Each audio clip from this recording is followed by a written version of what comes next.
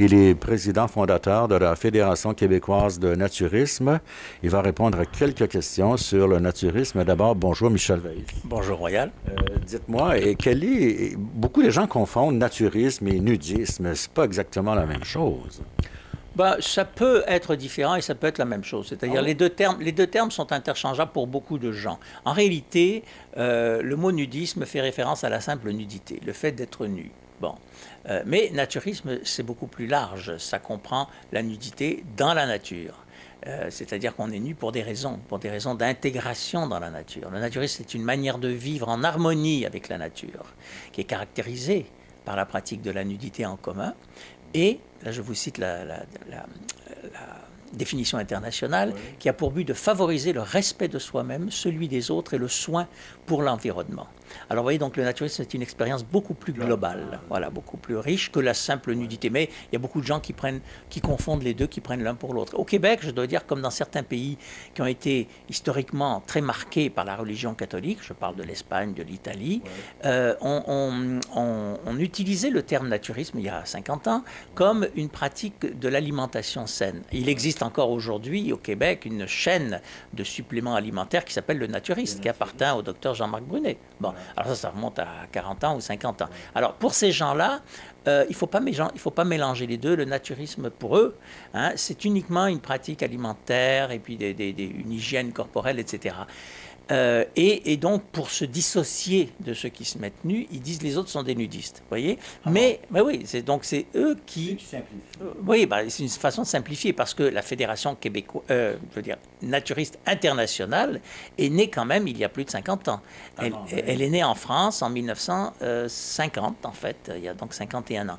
La Fédération québécoise, elle, est née il y a 34 ans et donc le terme naturisme a été adopté par à peu près tous les pays du monde qui sont affiliés à cette Fédération naturiste internationale. Et le dernier à le faire, c'est l'Australie. L'Australie, il y a à peine un mois, a décidé officiellement de changer le nom de sa fédération qui s'appelait Australian Nudist Council et c'est devenu Australian Naturist Council. Vous voyez, ils l'ont changé il y a un mois. Et par un vote parmi leurs membres. Alors, il y avait à peu près 40% des gens qui étaient contre ce changement. Donc, il y avait encore 40% de gens en Australie qui étaient très attachés au terme nudisme. Vous parliez de religion aussi.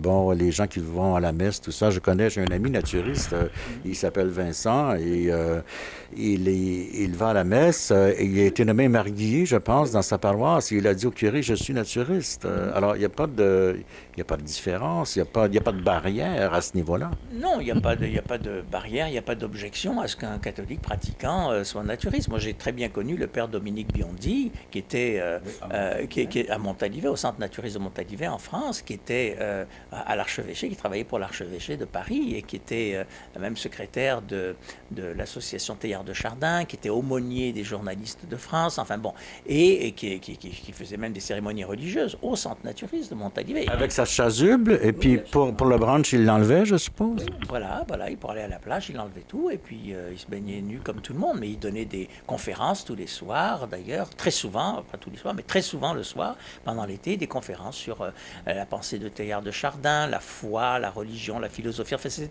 passionnant. Et c'était pas le seul. Revenons au Québec. Est-ce que il fait froid au Québec? On peut pratiquer le naturisme, j'imagine, l'été seulement ou plus souvent?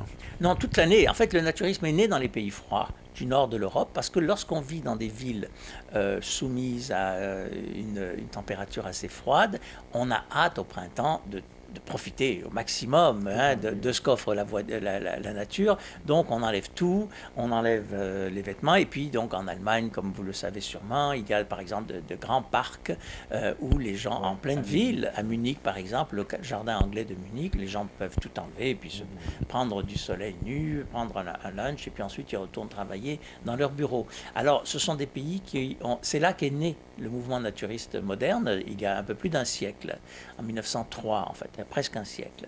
Et par la suite, le mouvement s'est répandu dans le reste de l'Europe. Ça a été beaucoup plus lent dans les pays, comme je disais tout à l'heure, soumis très fortement à la religion catholique, par exemple en Espagne, en Italie, ça a été beaucoup plus lent. En Espagne, c'est 6 mois après la mort de Franco que tout d'un coup, il y a eu une explosion des naturistes. En Italie, c'est à la traîne, le mouvement naturiste est à la traîne parce que tout le littoral est parcouru par une route et puis un train, un chemin de fer. Alors il n'y a pas de plage isolée. Il y a très très peu de plages isolées en Italie où on peut débuter parce que très souvent on débute dans des endroits isolés. Par contre, en Croatie, il y en a beaucoup, là.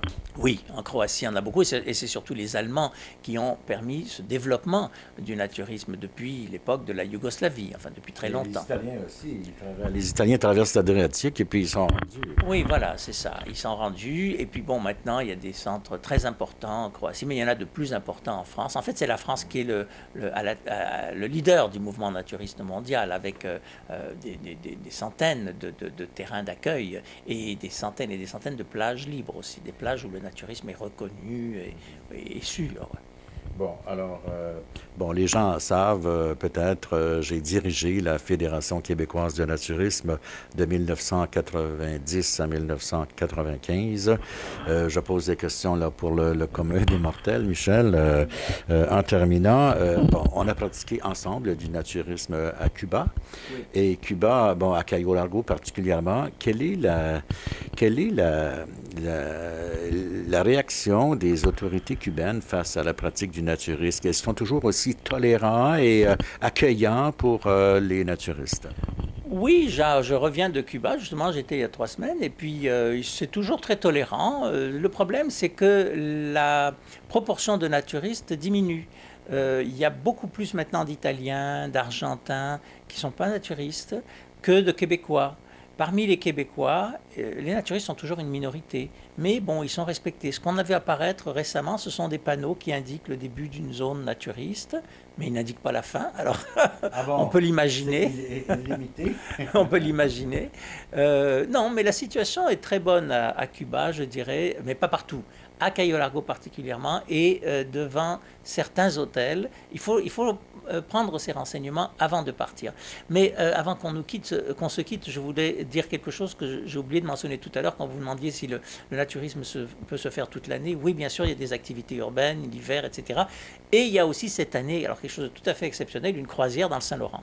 Alors ça, je dois vous l'annoncer, le 19 juin, pour la première fois, en Amérique du Nord, aura lieu une croisière naturiste dans un fleuve. Alors le départ est de Trois-Rivières et c'est toute la journée, c'est dans un grand bateau, le Jacques Cartier, qui peut contenir 450 passagers. C'est la Fédération québécoise de naturisme qui l'organise. C'est toute la journée du 19 juin et pour toutes les informations, on n'a qu'à se rendre sur le site de la FQN qui est vivrenu.ca.